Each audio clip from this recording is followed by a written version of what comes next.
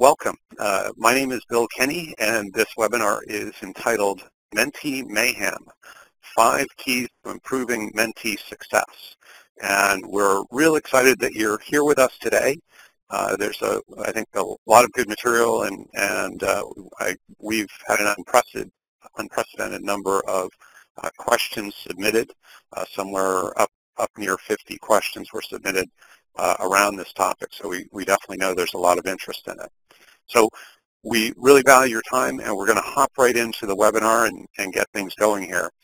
So nothing like starting off with a quote. So if you cannot see where you were going, ask someone who has been there before, and that in a lot of ways really underscores the goal of mentorship programs and whatnot. Of course, our focus today is primarily on the mentee, and we've actually done a couple of webinars related to mentor programs and so on, and undoubtedly we'll do more as we go forward. But today we really want to dig into what causes mentee success. So just so you have a little bit of a sense of my background and a little bit of our background as a company, I founded a company along with my wife called Test My Pitch about 2 years ago. And as a result of building this company, we go out to tons and tons of pitch events. We interact with all different types of education institutions, mostly universities, and many of which have mentor programs. We interact with many economic development organizations and also a fair amount of corporations, all of which have mentor programs. Also, we've gone through, as a company, we've gone through two accelerators. I'm going to stop for a moment. Somebody's phone is not on mute, and it's causing a reverberation. So if you could put your phone on mute, that would be really helpful. So what I was saying is that we've gone through 2 accelerators. That's helped us quite a bit, and but we did see as we went through that some things that we would love to have had happen as we went through those, and we'll certainly share some of that with you today. We're regularly our mentors in programs, as well as we're actually working on a statewide effort in Connecticut where we're based to build a mentor cooperative, in other words, to connect all the mentor organizations. So we've had a variety of views of mentor programs and success models for creating good mentee success and so on.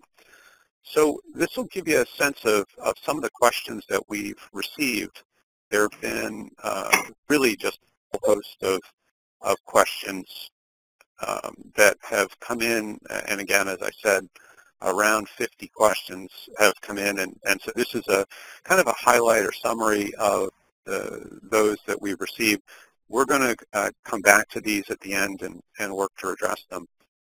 I have received a comment about the screen may or may not be available. What I'm going to do is just read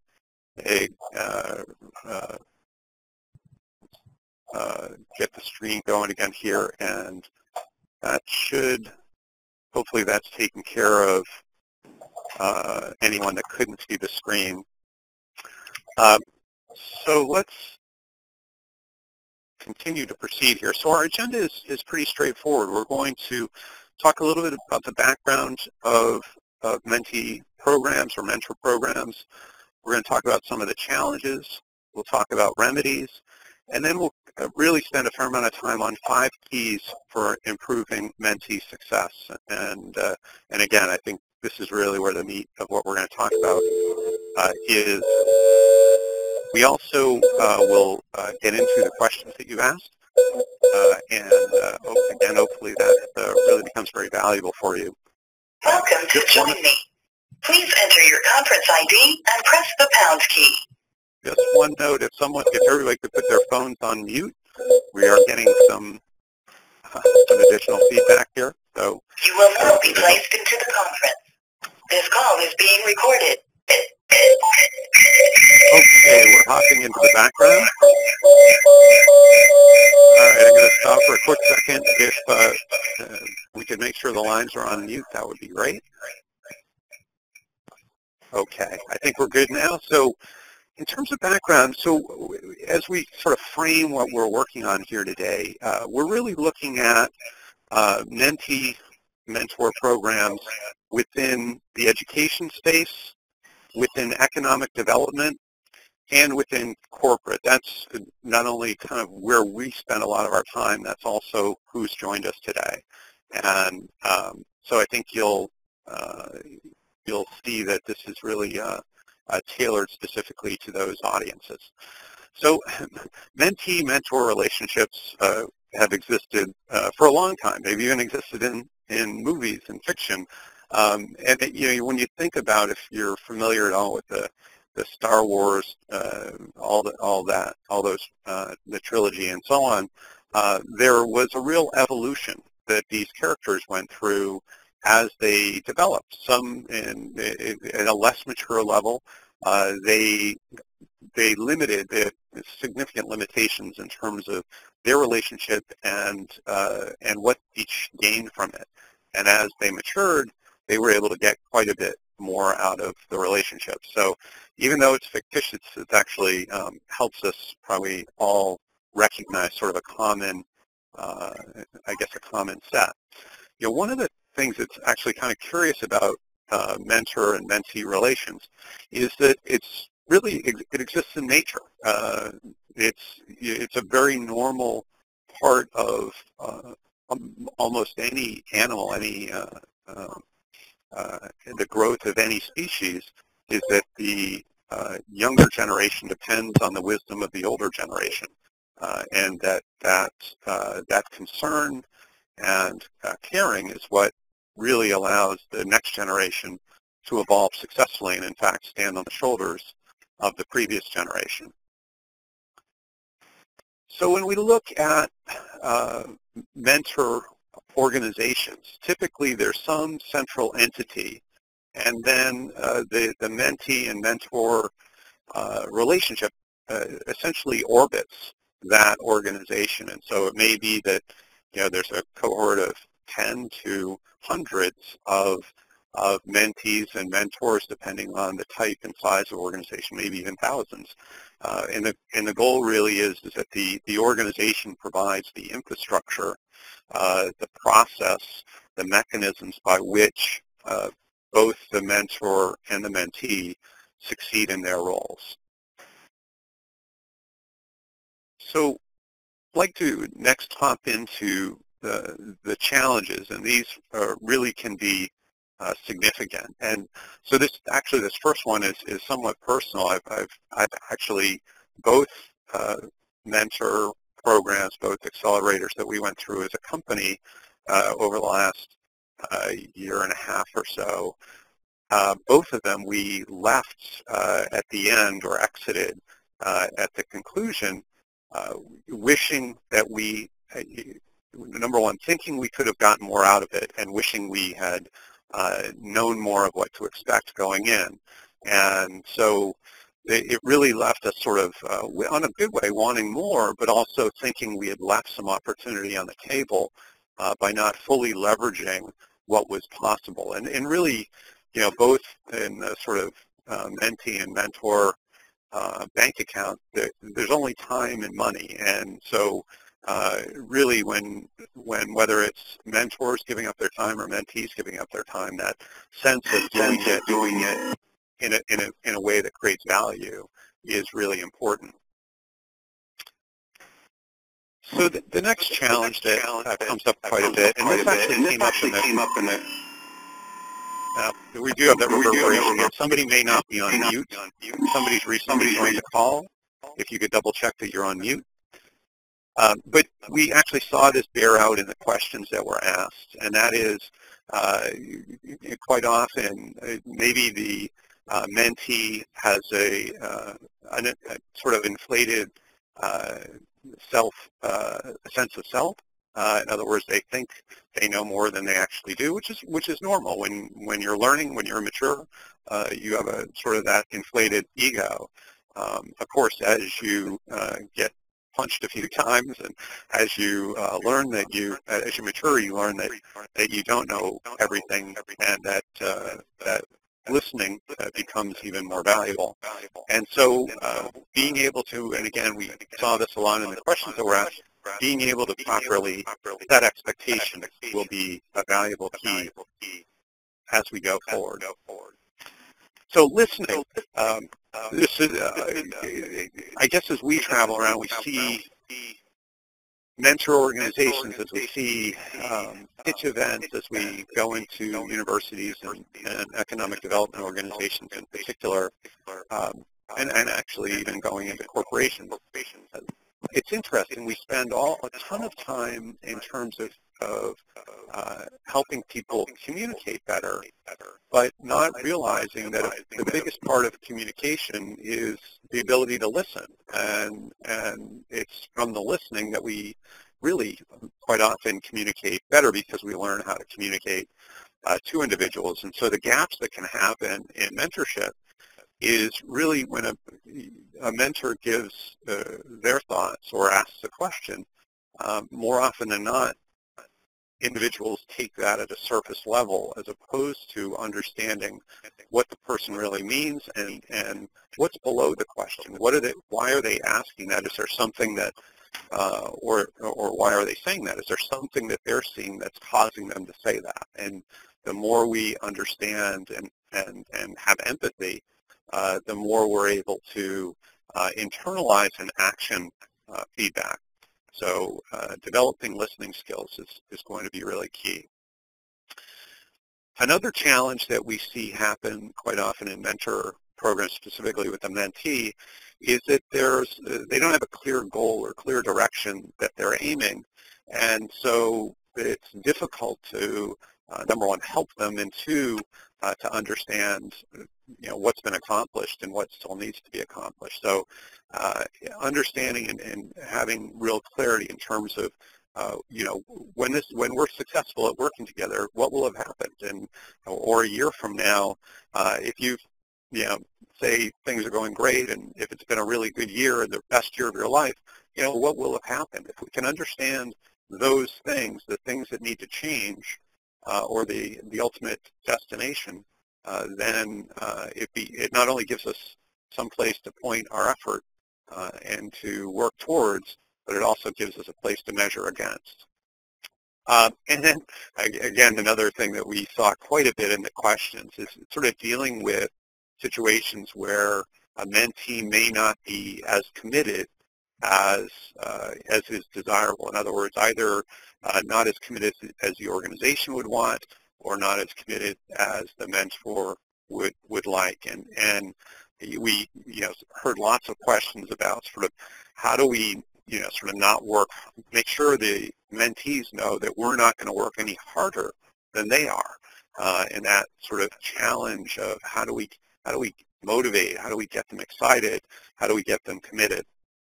And so these 5 challenges really are things that we see come up quite often. They may resonate with you, or at least a couple of them likely do, and they certainly are important to address.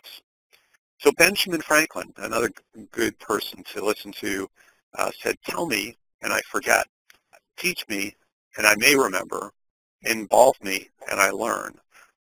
Certainly underscoring in a lot of ways what we hear of the best mentor programs, really about how do we engage people, and I think actually even one question we were asked was about teaching people to fish as opposed to giving them fish.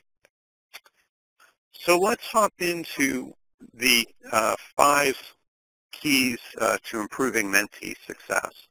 And really, as we look at sort of how we develop these, it was certainly from the challenges that we see, it was from the questions that were asked as well, and it was also from just our experiences, both at being a mentee, being a mentor, and also working with a lot of mentor organizations. And so, is it a complete list? I'm sure it isn't, but it may be a good place to start. So The first key that we see is the selection process, and there are a variety of issues here, but one of the things that we see quite often with organizations is having a fairly small pool to choose from, and therefore the quality of candidates isn't good. And so the whole goal here is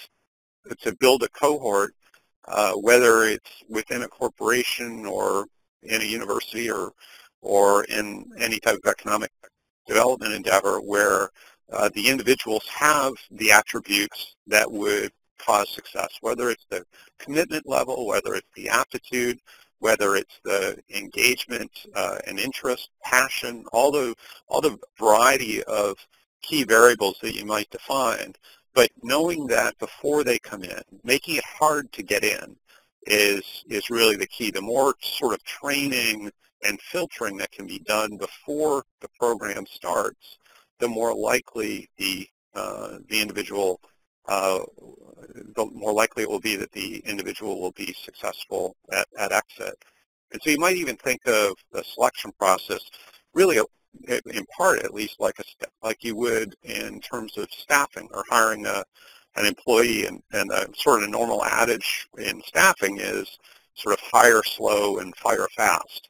And so some things that you might want to think about with regard to selection is to start with determining the objectives. As an organization, maybe it's again a corporation or economic development or educational institution, what do we have as goals of the people we might mentor?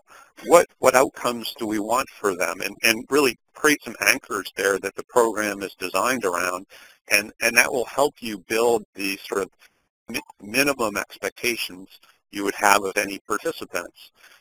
Then, of course, defining the pool of individuals who you would have as potential participants, and in some cases, having mechanisms to build that community. And so it really depends on the type of organization, but many we work with, or many that we see, big challenge is that their pool is just not big enough, and so again they sort of end up settling, and it's really about, is there an active community development process in order to continue to expand and attract the number and quality of individuals who would be engaged in your program, and so having a way to sort of continue that. We've actually done at least one webinar on that topic, and you find it available from our website if you just look at the our list of available webinars. And then, so as sort of imagine your pool is now expanded, having a filtering process that has definite stage gates, places by which the individual needs to pass through successfully in order to get to the next level of approval in. And it might be that there's a series of training events or pre-events or different, be it training and performance type events where maybe they have to come to a meeting and be able to express their goals to a group of people and talk about their background or whatnot. But again, it's where there are a variety of stages. It might be 2, it might be 10, but where an individual has to sort of evidence their commitment. Not just, it's one thing to say you're committed, it's another thing to show your commitment and your aptitude, and it's really judging people is much easier. Judging their commitment and capability is much easier to do in the form of evidence as opposed to in the form of sort of what they say, and getting people to sort of show you their interest is key. And then you might even think about developing disqualifiers. So what are, trying to think of things that qualify people, that get them in, but what would be things that would automatically disqualify them? Is it that they're late once? Is it that they miss a meeting? What is it? What are the things that without sort of acts of God, this thing normally disqualifies you? And the same thing you would do sort of in a staffing mechanism, there are certain things that would, if you were hiring, that certain things that would cause you to disqualify certain candidates. And you might look to do the same thing when you're approving or disproving people into your mentor program. And ultimately, you in a mentor program with mentees, you sort of get what you accept. And so if you accept people that are below the standards, the results you're going to get are going to be below the standards that you would hope for. And I don't mean I don't mean this in a mean or negative way, but ultimately you can only, if people aren't passionate and motivated, it's going to be hard to get them to any outcome that you're hoping. And as much as you might wish, it's going to be difficult. So the program they may not be ready yet for the program, and maybe there's another track that they can go until and to get prepared and to learn more and then come back to your program. And it's really advisable, and that's sort of the stage gate process is, if you don't get through the stage gate, your next step is to go the B track or the C track, and which will loop you back into potentially qualifying again to see if you can come into this particular program. But the more you can be selective up front, generally you're going to find the better your results are. So after you get the selection in the way that you want, having a solid training program is key. And training has a lot of components when it comes to mentees, because ultimately the mentees, as they're going through any type of mentorship program, are finding all sorts of new muscles they didn't know existed. They're building new muscles. And so having a way to, it's almost think of a child as they're going through adolescence. That very quick growth a child goes through, they become fairly uncoordinated. And so learning how to use these new muscles, and whether that's the muscle of listening or different types of listening, the muscle of asking questions, the muscle of asking for help, all those types of things are, for most of us, new. And learning about how to use those and to be comfortable with them is really key. So the types of training that you might really want to develop and add to your program certainly is having a strong orientation to the program in terms of sort of building expectations and just where where certain resources are and so on, and how to best advantage themselves of the program.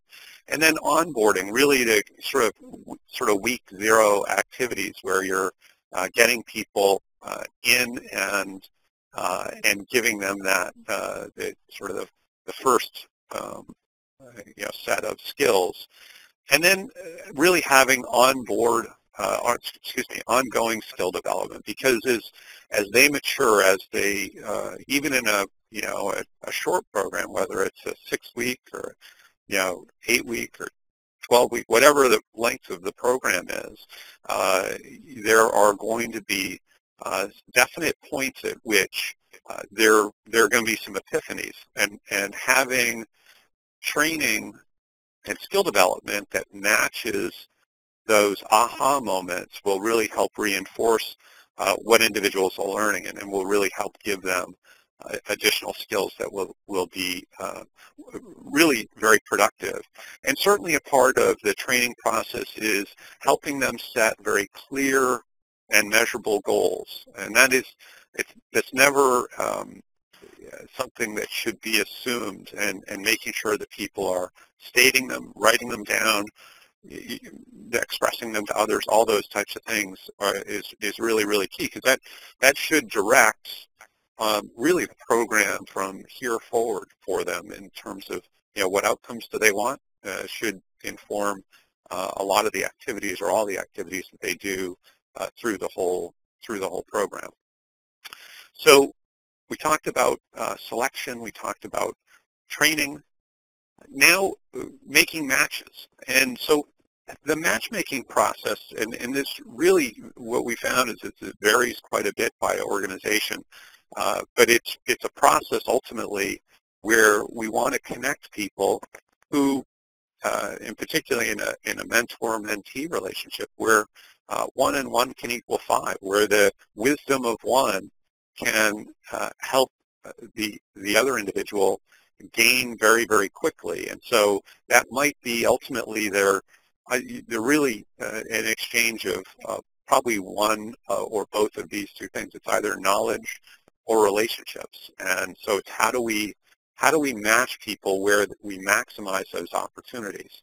So we have to have some kind of matching mechanism. So in some organizations, and there was a good question that was asked on this, of the questions, we're going to spend a little more time on this, but ultimately the matching mechanism is either a person or people. You might think of that as a sort of a concierge service, or it's software, it's an automated process, or it's a combination of the two. It's sort of both mechanical or both sort of systemic and also something where there's more of a soft process.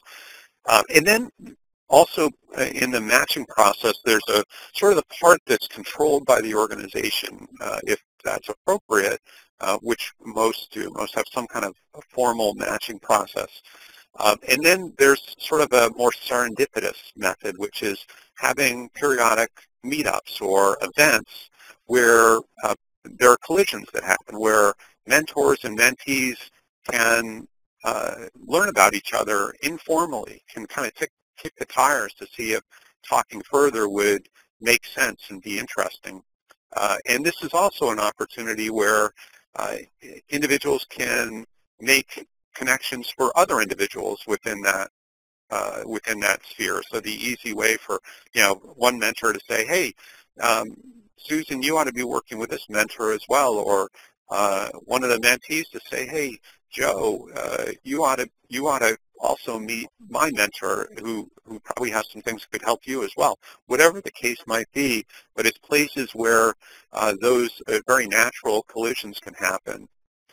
Sort of the other part of that is, outside of those environments, and this is sort of, it really goes back to the training as well, is teaching individuals. It's one thing if the organization can do, can facilitate introductions and do the matchmaking and so on, but as good as any software or concierge program will be, it won't know everything. And so teaching people that if part of their role, whether they're a mentor or a mentee, is to help make connections as well. So as they're learning about their mentor and they're learning about the cohort they're in, they should feel very comfortable, where appropriate, making introductions and vice versa. And so the more that people are empowered to do that, they're, number one, going to be listening more. They're going to utilize the sort of the knowledge, the wealth of knowledge that they're building up to help others and ultimately build a more vibrant program, because there'll be more vigorous exchange. And the challenge of any of this matching is that it's imperfect, and it begins sort of more imperfect, and with the right processes, it can get better and better and better and better over time. And with each cohort, it can get better. So it can get better within a cohort, and it should, and there should be mechanisms to cause that. But it also should get better from cohort to cohort to cohort, and the system should learn, and develop and aggregate in a sort of continuously improving way. So the fourth idea and key is around feedback. And feedback is really the most powerful thing. And if we sort of think of feedback, just relate it to driving your car. We get two basic kinds of feedback when we're driving our car. We get the feedback, the visual feedback that we get by looking out the windows. So we're looking out the windshield, or looking in the rear view mirror, or out the side windows, or whatnot. And each of those, that view or those views, each one of them gives us key feedback. And if we blacked out our windows in the rearview mirror, losing that feedback would most certainly cause us to either stop or to have a significant accident. And so if we take away that feedback, we cannot properly operate our motor vehicle. And so that's a really key and very qualitative type of feedback that we have to interpret in order to understand. Then we get real quantitative feedback. We look at our dashboard, we get all of these sort of, all these great analytic quantities. And so it's our ability actually to use what we get from the dashboard and what we get by looking out the windows to operate the car. And our ability, it's a very conscious competence that we have to use when we first operate any type of motor vehicle. We have to sort of, if we have to really, even just to park the darn thing, we've got to, we have to really think through the operational process to do that. And over time, we don't even really consider all the feedbacks we're getting, but we use it incredibly well. And we don't even really think about, parking or driving on the highway as much, but all those inputs are coming at us at generally a fairly high rate of speed and in mass numbers. And it's our ability to sort of interpret and use that feedback that's key. So when we look at mentee feedback, it's actually really interesting that one of the things we hear quite a bit when we talk to organizations is sort of a reticence to share feedback and, or in some way to sanitize feedback.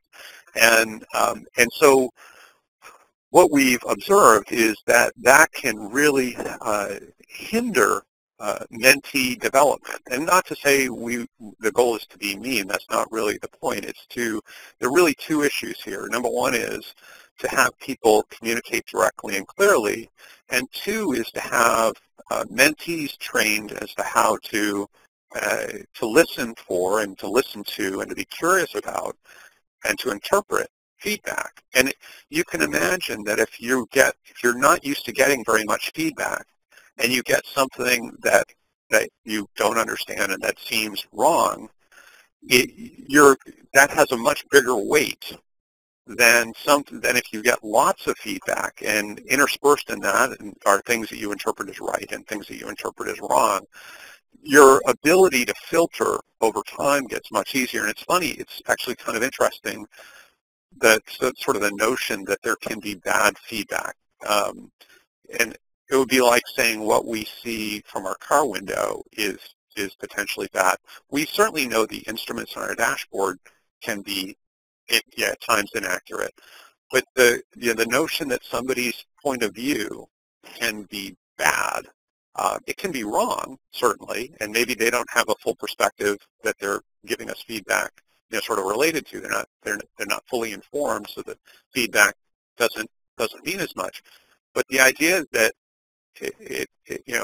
it can be wrong or imperfect. It's their point of view. It's perfect. And if we don't hear their point of view, we can't evolve based on it. And so the goals here are really, how do we develop not only systems for feedback, but also how do we teach people how to listen to feedback and then appropriately learn from it and evolve through it and determine what is relevant and what isn't relevant. And again, the more we exercise that muscle, the more we learn. Unfortunately, when these mentees go out in the real world and they hear customer feedback, customers don't sanitize and they don't wait and they don't necessarily want to make us feel good. But if we haven't learned how to ask the customer more questions to qualify their feedback and understand their point of view, or if we haven't learned how to ask our investors or our employees or our supervisor or whomever to qualify and to really internalize feedback, then it quite often all that happens is we put up walls. We don't want to hear it.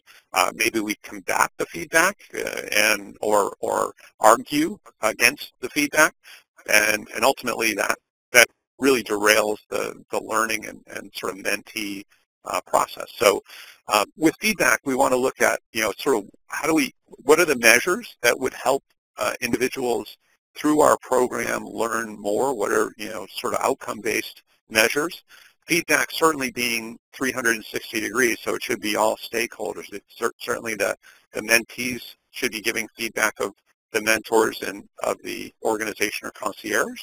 And likewise, the mentors and the concierge should be giving feedback of each other as well. And so it's through that full view that that sort of the whole system works better.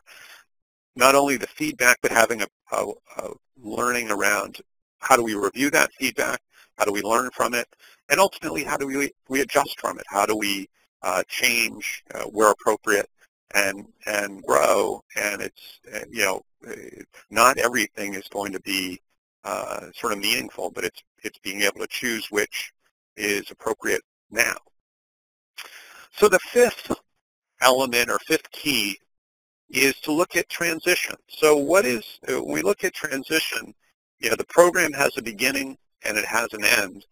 And well, at least in most cases, if we're talking about a mentor program, and most here on the phone, that's the concern. And so if there's an end, then we need to have a methodology to transition someone out of a program, because it would be really bad if we had built dependencies. We want to create independent individuals, independent mentees, and there's a real future value of these mentees. And so a big, whether it's the last few weeks or whatever the right sort of transition timeline is, but introducing an individual to the resources that are available to them as now a graduate of whatever this program is. So where this door is closing, what doors are opening? What resources are now available? What have they graduated to help them continue on their journey? And maybe there's a next level program within the organization, or maybe it's outside the organization. Having mechanisms for a soft landing, and many organizations have these, but where there's sort of a weaning. Maybe the program ends today, but there's a 2-week or a 2-month process where there's sort of a lower level of engagement that sort of continues their interaction. And the thing that we see in a real opportunity here from a long-term standpoint that we see being really valuable is in many programs there's sort of this endpoint when the mentee, so the mentors and the organizers are at the door waving goodbye to the mentee as they drive off, and the mentee has a significant lifetime value to the organization. They're done well, the mentee is tomorrow's sponsor, potentially.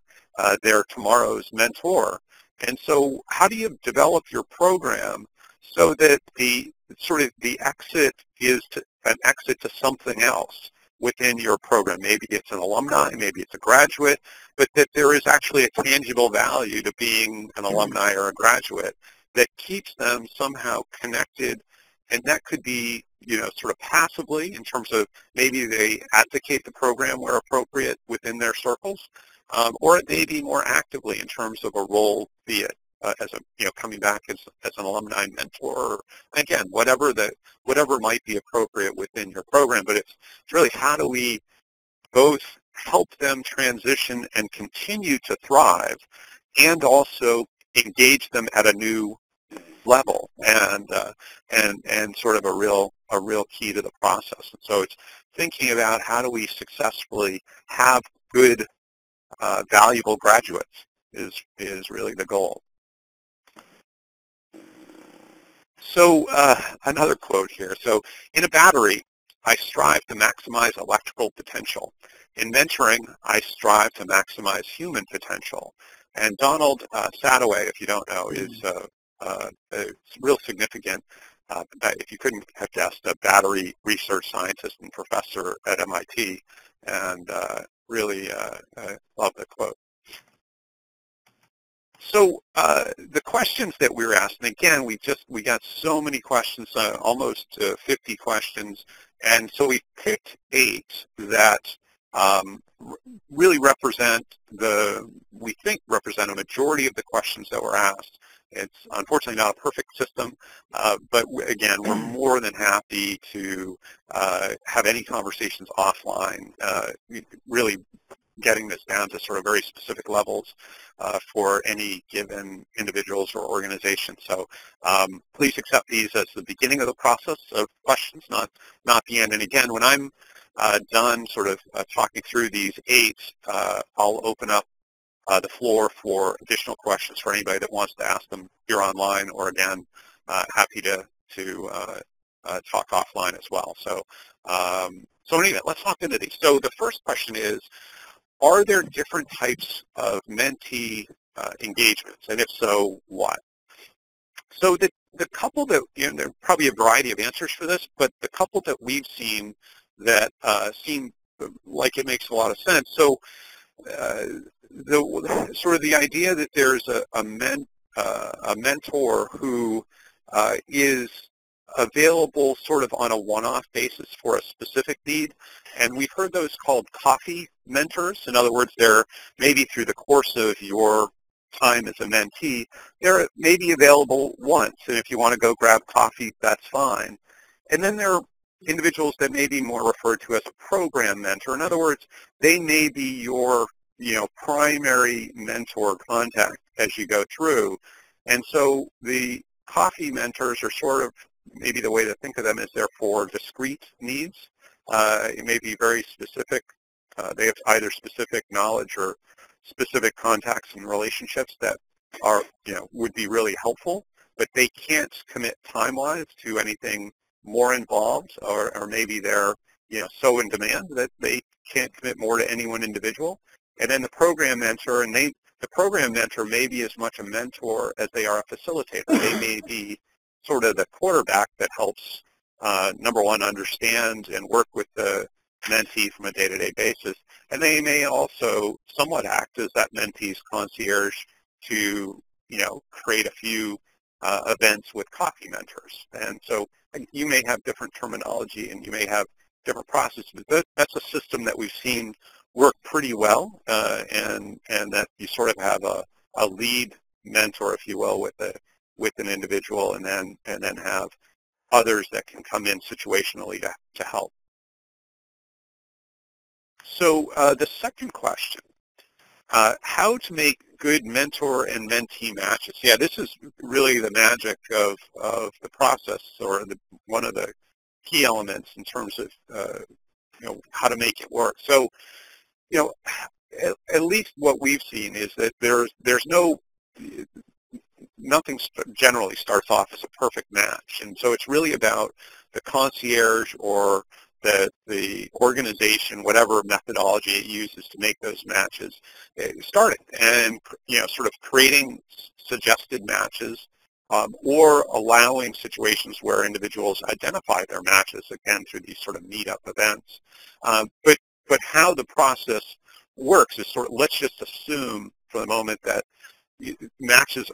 initial matches aren't perfect in sort of by and large, and so they will get better, and really this is a part of the education process and the onboarding process, is that the mentee should know that the people that they pair up with at first don't need to be permanent, and that they should be continually working with either the organizer, the concierge, or their sort of lead mentor to refine the process. So it's going to be about getting and giving feedback. It's going to be about making assessments. So what are the gaps? How are we progressing towards the goals that were set at the outset of the program, and what are the gaps in terms of getting there, and are we narrowing those gaps? What things are missing, and what mentors could help bridge those gaps? And then, of course, as we understand the feedback and we make assessment, then having the wisdom to make adjustment and making, connecting to new and meaningful mentors that can help navigate the rest of the sort of the path towards those goals. And so it's really a cycle, and it's one where, and I know there are some folks on the phone that are developing mentor programs. So it's one where you start somewhere, and organizationally you'll progress these methods, and then within each mentees experience, they'll progress it. But certainly a part of the orientating process should be, the mentee understanding and maybe the continuous training is that it's in their court to give feedback, and they're going to get sort of as much out of the process as they put into it, and it's going to be their communication, both of their goals and of how things are going, and how, sort of the gaps that they have, that will help the concierge and the organization continue to refine who they're connected to and how they're matched. So the third question was about what software platforms people are using, and I got to say thank you to the folks who sent us in what they're using. It's actually software in this space is not something we have a ton of familiarity with, so it was great to get the feedback. We have, since getting the question or questions in this area, also reached out to several mentor organizations that we work with and that we know of, and got their feedback as well. So let me share with you what we learned. So probably the most common software was human software. So it's that concierge or individuals within the organization who make the matches. So there's a sort of a human process. Some of the organizations are using spreadsheets as well to sort of track information and to help or assist in the matching process. They're quite often the spreadsheets are bundled with another process, or maybe it's a CRM or a customer relationship management tool as well. There are a few organizations that we heard from and talked to who have custom solutions. And then the last four here are all, I believe, all off-the-shelf solutions. So Micro Mentor, and you'll see their website or URL, Cronus, BindUp, and LaunchBot. And if you do a search, Google search or whatnot, you'll see that there are a lot of options out there. These are the ones that folks we know of are using. Again, there's others that have gone the custom route. But what we probably heard from at least half, or maybe even more, was that it's really hard. It's really hard to do by software, and I would say almost everyone we got feedback from, even those that are using software, we didn't really hear from anybody that was super happy with their solution. And so I think it sounds to me anyway like there's some space in this in the software area for a better mentor matching solution, and maybe some of the custom solutions are satisfying people. But I think the reason many have gone to custom is because there isn't something readily available. So again, I'm sure we'll learn more about this as we go forward. We're certainly happy to share anything else we learn, but that's kind of what we know so far on software. Fourth question: how to deal with a broad spectrum of mentees' capability in terms of focus, education, capacity to learn, and drive. So yeah, really important question. So how do we deal with sort of a wide range of sort of a variety of variables? So ultimately, probably the key to this process is having a feedback loop, and so that how people are directed is based on how they're doing. And if they're not doing well, it may even be that they go back to another step. Maybe the program has some stage gates even within the mentor program, and that their access to greater levels of mentorship and to resources is predicated based on their the variety of attributes that we're talking about here, based on their capacity to learn, their drive, their focus, their education, and so on. And if they fall below in any of those, maybe they go to a sort of a lesser level of support. certainly one alternative, or that they mature to greater levels as they exhibit greater levels of those the variety of characteristics. So that certainly seems like a logical way to do it, so that you don't waste resources on individuals that aren't putting in a corresponding effort and or have the corresponding potential. So number 5, how to keep the mentee motivated and on track. Yeah, it's totally key. And I guess, the key to this, it seems, we hear this a lot in staffing as well, is, if we have to, and you actually hear this a lot in sports, it's, really, it's not about keeping somebody motivated. It's bringing somebody on board who is motivated, and so it begins with the selection process. It isn't something you can add to the water. There's actually one kind of interesting thing about just to relate a parallel to staffing. I had the opportunity recently to see Jim Cook speak. He's the founder of Sam Adams Beer, and the one thing that he related, and they've grown a ton. They're a 20-year-old company now, and they've grown quite a bit, and consequently hired a lot of people and hired at times the wrong people.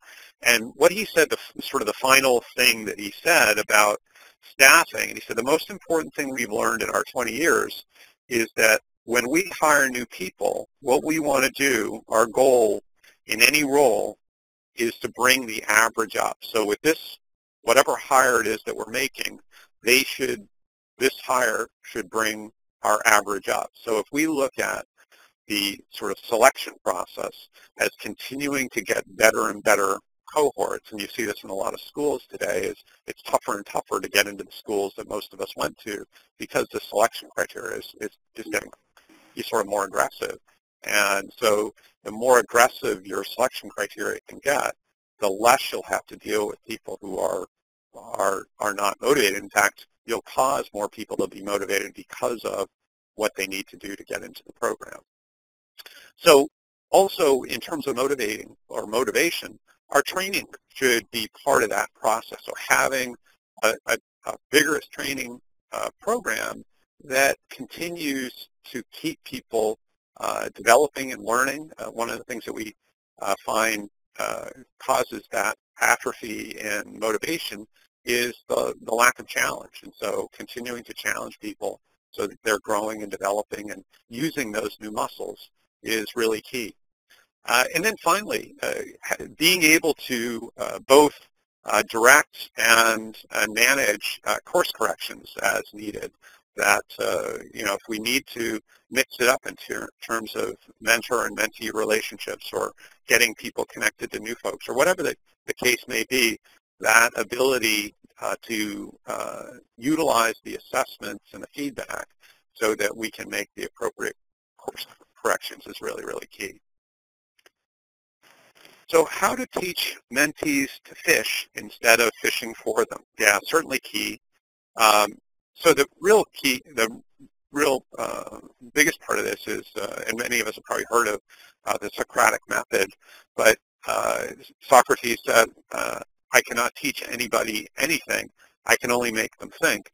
There are some mentor programs that don't allow people to make suggestions or recommendations. They only allow them to ask questions. So one way to cause people to think on their own and to fish on their own would be to, as much as possible, restrict and educate mentors to not give solutions or offer recommendations, only to ask questions. And it might be things like, have you thought of, or what would you think if, or, does that make sense? Or any of those types of things would help cause an individual to think through what they're doing and how they're doing it in a way that helps them evolve quicker. How to discern what mentees really need versus what they ask for. So we're just going to go back to the graphic that we've had up a couple of times. So we've looked at feedback. Now the assessment side, this is really about gap analysis. So we, certainly the mentees will have a percentage in terms of what they need, but if we have good assessment tools, we're going to know exactly what they need, and they'll know what they need because these tools are so directive. In the entrepreneurship space, it might be the business model canvas. In the education and corporate space, there are a variety of assessment tools, but it's really about using those assessment tools and using them as a way to direct the mentor and mentee effort. And the last question, how to make mentees accountable? Yeah, that's a little bit challenging. And so the best way that I guess I could relate to that is, the mentees have to keep themselves accountable. I think in most cases, most successful mentor programs, it's how do they keep themselves accountable. And if you look at sort of the process, if above the funnel here is your selection process, and the green dots at the bottom are the exit, you'll see a lot of places where people might pop out or leave the program, or you may even say that maybe those next stages are stage gates or levels to which they pass to additional resources and additional support that's available. So, maybe time causes people to exit out the side if they can't pass through the stage gate. But ultimately, I think really you can create a system where people self-select out by the system you've created and the stage gates that you've created, so that it's not really about your motivation or keeping them excited or any of those types of things. They're going to select in or out based on the process that you've created. And so, again, definitely more than happy to talk with anyone individually about sort of any of these, including this topic. But the idea being that creating sort of distinct delineations between where someone is today and other levels that they could get to can really help keep people focused and maturing through a program.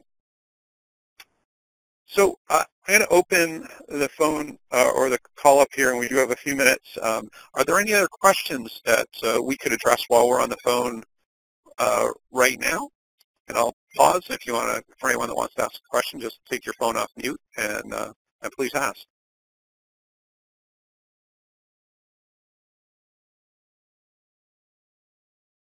So I'm going to assume that folks would prefer to talk more individually, which is totally cool.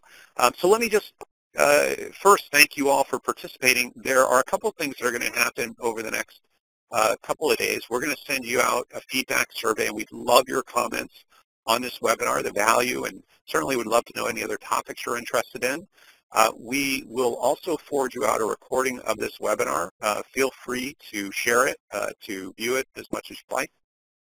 Our next webinar will be on Thursday, September 24th, the same time, noon Eastern Time. It's going to be focusing on millennial communication, and so we're calling it the Millennial Paradox, navigating the chaos to create new communicators, or navigate the chaos and create new communicators. And again, the goal is to really help those who are working with millennials to help them communicate much more effectively and much better. And it really comes down to confidence and competence. Finally, just a couple of quick things about our tools, just so you know. So we have two tools, Test My Pitch and Score My Pitch. Test My Pitch is an online system, actually very much like if you took Toastmasters and put it online. So it helps individuals, it could be students, it could be entrepreneurs or professionals, improve their communication skills. And we do this by creating private online communities. So for organizations, for classes, for economic development, and so on. And then our Score My Pitch tool is a pitch event judging and feedback system. So if Toastmasters Test My Pitch gets individuals ready to communicate live or in person, then Score My Pitch is really about evaluating that live in-person communication. So it allows, essentially aggregates the judge and audience sentiment and contextualizes it so that individuals learn quite a bit more from any of those in-person speaking opportunities. So again, thank you all so much for being with us today. We hope that you found the content valuable, and we very much encourage any questions, and we'd love to chat with any folks offline and certainly work with you in any way. So you'll get some follow-up from us. Please feel free to reach out at any time, and we'll look forward to chatting with you all soon. Thanks so much. Have a wonderful rest of the day. Bye now.